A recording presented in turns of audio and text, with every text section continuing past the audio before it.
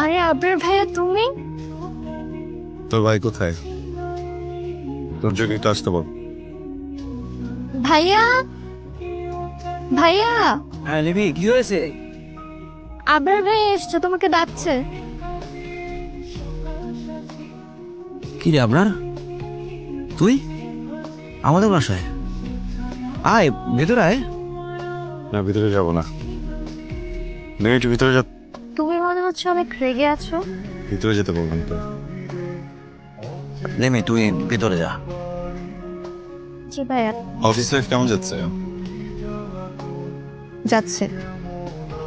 3টা office switch করে finally এই জবটাতে আমি খুব শান্তি পাচ্ছি। ভালোই যাচ্ছে। ইরা, আমি তোর জন্য সরি বলেছি। বাবা খুশি হবেন না। আসলে তুমি তুজিকে সরি বলেছো? সরি বলার সময় ভেতরে একটু জ্বলন কাজ করছিল, কিন্তু বলে ফেললাম। আবরার, মানুষ সরি বলে ছোট হয় না। একটা মানুষ কখন বড় হয় জানো? কখন? যখন মানুষটা সরি বলতে শেখে। তুমি বড় হচ্ছ, দিন দিন বড় হচ্ছ। বড় হওয়ার প্রথম ধাপে পা দিয়েছ। বাহ, 27 বছর বয়সে এসে আমি বড় হচ্ছি, জেনে ভালো লাগলো।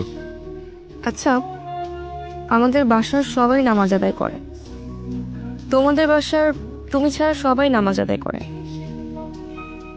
ছোট্ট একটা ছেলে ফায়াজ, সেও নামাজ আদায় করে। তুমি নামাজ আদায় করো না কেন? করবো করবো বলে করা হচ্ছে না। আমি চেষ্টা করবো এখন থেকে। সাহস করে একদিন 5 ওয়াক্ত নামাজ আদায় করো। নিজেকে নামাজি করার জন্য 1 মাস সময় দাও।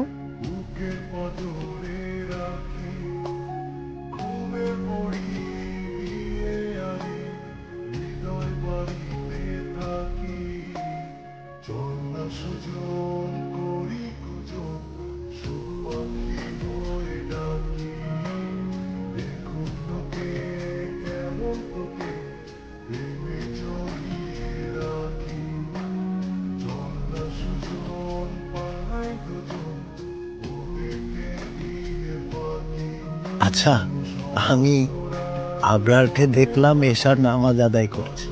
কি বলো, আমাদের আবরার?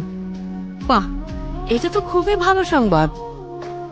তুমি একটু জিজ্ঞাসা করে দেখো তো, ওর আবার কোনো সমস্যা হয়েছে কিনা।